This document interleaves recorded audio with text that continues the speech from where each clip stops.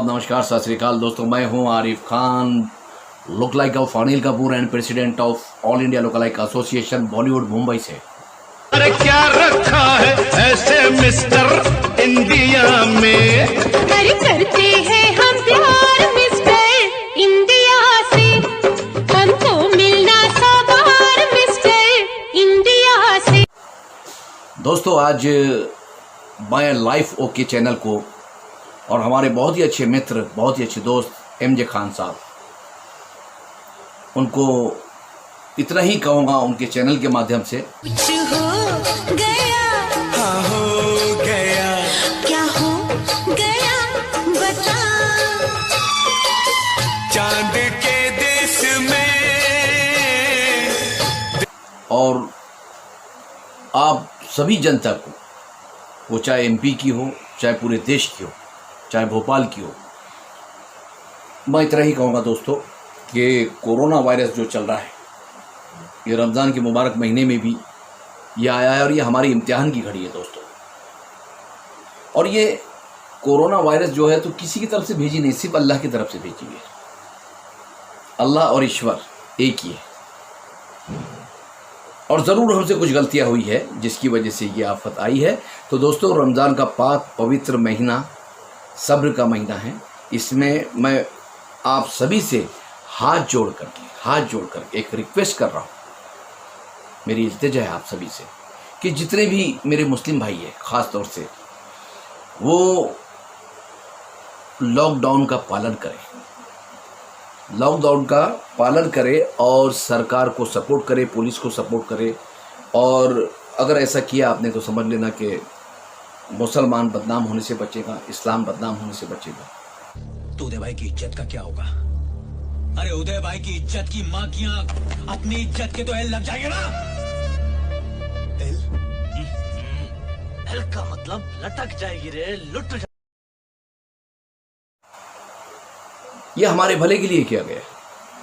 अगर सरकार ने ये सब कुछ किया है तो हमारे भले के लिए किया है।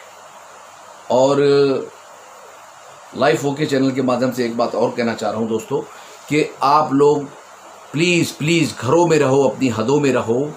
ये कोरोना वायरस ऐसा राक्षस है, ना हिंदू को छोड़ता है ना मुसलमान को छोड़ता है। ये धर्म जात पूछ करके नहीं आता है। हाँ, समझो तो बहुत बड़ी बात है, धर्म जात पूछ करके नहीं आता ये सिर्फ देखता है कि कहाँ जानदार है, उसको वैसे वहीं जकड़ लेता है। और दोस्तों, रमज़ान का मुबारक महीना है, अल्लाह ने जिसको दिया है वो अपने पड़ोसी का ध्यान रखे। कौन भूखा है, कौन प्यासा है, किसने सहरी किया, किसने अफ्तारी किया, नहीं किया। कोई तुम्हारा अगर पड़ोसी हिंदू भाई भी है तो वो भी अल्लाह का ही बंदा है, हमारा ही भाई है, हम सब हिंदुस्तानी हैं। तो मैं चाहूँगा दोस्तों कि उसके भी अगर बच्चे भूखे हैं तो समझ लो कि तुम्हारा खाना भी हराम हो गया। आपके पड़ोस में अगर किसी गरीब के बच्चे भूखे और आप खाना खा रहे हैं, जिंदगी की यही रीत है, हार के बाद ही जीत है। जिंदगी की यही रीत है। वैसे हमारा खाना खाना भी हराम। अल्लाह ने फरमा दिया पहले उसके बच्चों को देख, वो हिंदू है तो क्या हुआ, क्रिश्चियन है तो क्या हुआ, सिख है तो क्या हुआ, ईसाई है तो क्या हुआ, मेरा ही बंदा है। बात समझ रहे ना। तो दोस्तों, ये सारी बातें, मैं कोई आलिम नहीं हूँ, मैं कोई पंडित नहीं हूँ, लेकिन मेरा फ़र्ज़ जो था मैं निभा रहा हूँ। आप लोग प्लीज़ अपने पड़ोसी का ध्यान रखें। कोई मत देखो, ये जो आज दौर चल रहा है, ये हिंदू, ये मुसलमान, ये सब गद्दार लोगों का काम है। जो देश का वफादार है वो कभी ऐसा नहीं करेगा। देश का वफादार तो हर बंदे को इंडियन समझ करके देखेगा। और हम है भी इंडिया। एक इंडियन दूसरे इंडियन की भलाई कर रहा है, कोई ना हिंदू की कर रहा है ना मुसलमान की कर रहा है। हमारा भाई है वो, कोई अगर हिंदू भी है तो हमारा भाई है। कोई भी मज़हब का आदमी, अल्लाह पाक ने सीधा कह दिया कुरान में अल्लाह ने फरमा दिया, एक आयत है जिसका तर्जुमा ये है कि तू ज़मीन वाले पर रहम कर, तू ज़मीन वाले पर रहम कर, आसमान वाला तुझ पर रहम करेगा। अल्लाह ने ये नहीं बताया कि तू मुसलमान है तो हिंदू पर मत कर, हिंदू है तो मुसलमान पर मत कर। दोस्तों बस मेरी बात को थोड़ा समझो, मिलजुल कर रहो, हम सब इंडियन हैं, और कानून का पालन करो, लॉकडाउन का पालन करो, घरों से मत निकलो, अपनी हदों में रहो। एक आदमी पूरे परिवार की जान बचा सकता है, और एक ही आदमी पूरे परिवार की जान ले सकता है। जब किसी का कोई मरता है ना, मालिक ना करे किसी के साथ ऐसा, वो नहीं मरता है, वो पूरा परिवार मर जाता है। और एक आदमी अगर बच जाता है तो पूरा परिवार बच जाता है। तो मैं एक छोटा सा कलाकार आपसे इतनी ही रिक्वेस्ट कर रहा हूँ कि प्लीज़ प्लीज़ प्लीज़, सरकार ने जो कहा हमारे फ़ायदे के लिए कहा। हम जानते हैं किसी की माशी हालत ऐसी है, खाने का नहीं है, फिर उसके बाद में पड़ोसी भी ऐसा नहीं है कि वो मदद नहीं कर पा रहा। तो देखो, वादा अल्लाह ने किया है, ईश्वर ने किया है, हिंदू को भी देगा, मुसलमान को भी देगा, पत्थर के चोटी को भी है ना रिज़्क देता है। ये ज़रूर हमसे कुछ गलतियां हुई है जिसकी सज़ा ये हमको मिल रही है। और दोस्तों मेरा सबसे बड़ा संदेश यही है, मेरे हिंदू भाई से भी मुसलमान भाई से भी, कि सब करना, ये गद्दारों की बातों में मत आना जो हिंदू मुसलमान की पहचान करा रहे हैं। हमको क्या पहचान नहीं है कि हिंदू कौन है, मुसलमान कौन है? हमको मालूम है, हिंदू भी इंसान है, मुसलमान भी इंसान है। तो दोस्तों इन गद्दारों की बातों में ना आए, सिर्फ इंसान को सिर्फ इंसान समझे। हाँ, जैसा अल्लाह समझता है, जैसे ईश्वर समझता है, अल्लाह और ईश्वर, ईश्वर और अल्लाह एक ही बात है। हिंदू भाई उसको ईश्वर के नाम से पुकारता है, हम अल्लाह के नाम से पुकारते हैं। क्या गलत है इसमें? अरे भाई कोई अब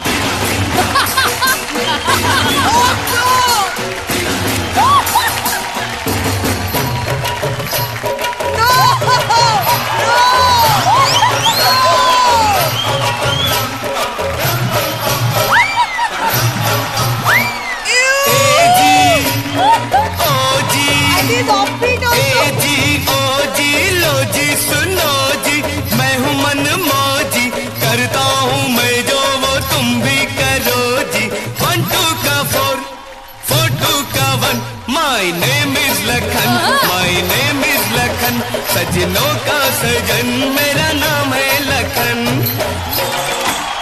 भाई और बहनों, एक बार हमारे प्रोस्पेक्ट जीजू आमिल कपूर के लिए जोरदार तालियां।